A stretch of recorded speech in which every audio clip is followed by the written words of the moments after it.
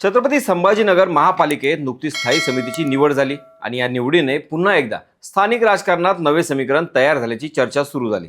स्थायी समिती ही महापालिकेच्या निर्णय प्रक्रियेतील सर्वात प्रभावी अशी समिती मानली जाते।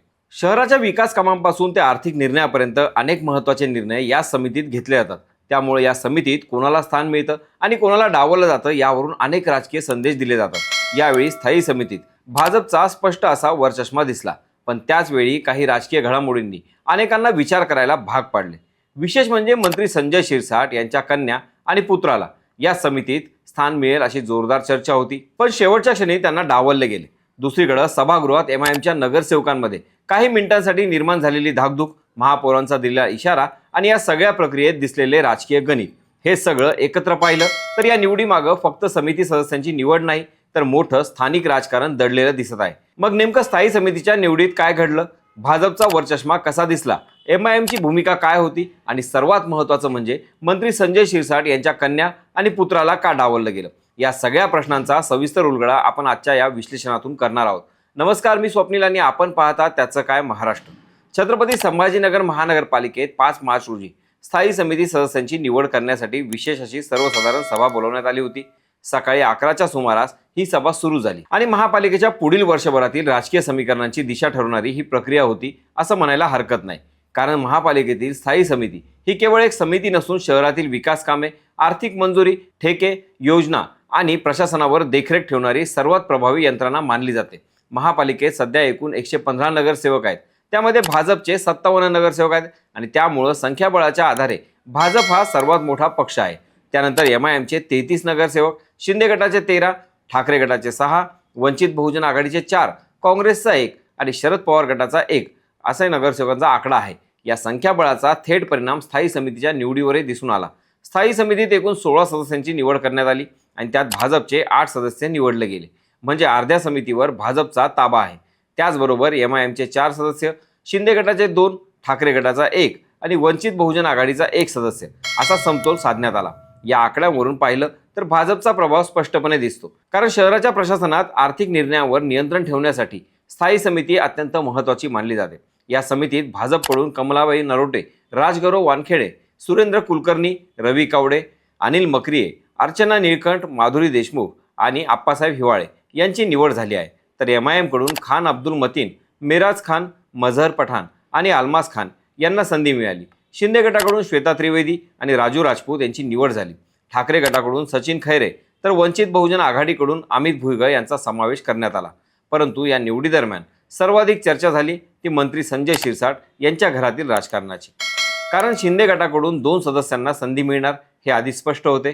त्यामुळं अनेक दिवसांपासून चर्चा होती की मंत्री शिरसाट यांच्या कन्या हर्षदा शिरसाट किंवा पुत्र सिद्धांत शिरसाट यांना स्थायी समितीत स्थान मिळेल। स्थानिक राजकारणात शिरसाट कुटुंबाचा प्रभाव असल्यानं ही शक्यता अनेकांना वास्तववादी वाटत होती, पण प्रत्यक्षात जेव्हा सदस्यांची घोषणा झाली तेव्हा शिरसाट यांच्या मुलं आणि मुलीऐवजी श्वेता त्रिवेदी आणि राजू राजपूत या नगरसेवकांना संधी मिळाली।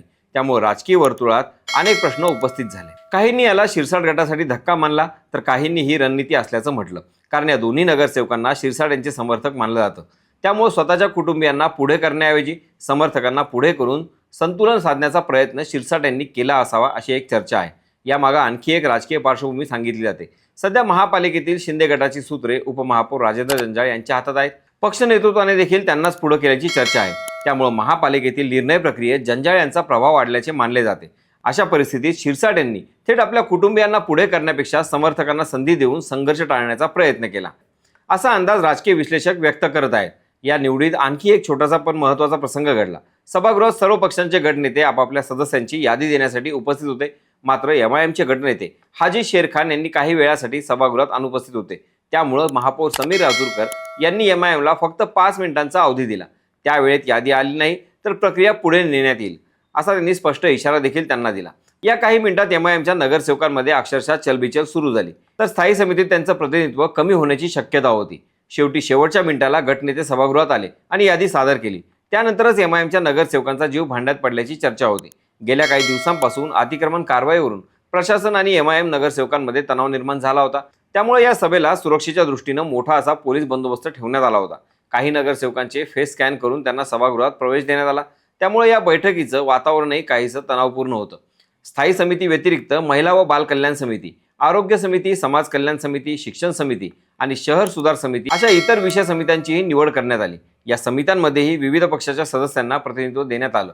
त्यामुळे महापालिकेतील विविध निर्णय प्रक्रियेत सर्व पक्षांचा काही प्रमाणात सहभाग राहणार आहे. पण या सगळ्या प्रक्रियेतील मुख्य मुद्दा म्हणजे राजकीय गणित. भाजपकडे आधीच सर्वाधिक संख्याबळ आहे आणि स्थायी समितीतही 8 सदस्य मिळाल्यामुळे निर्णय प्रक्रियेत त्यांचा प्रभाव वाढणार हे स्पष्ट आहे.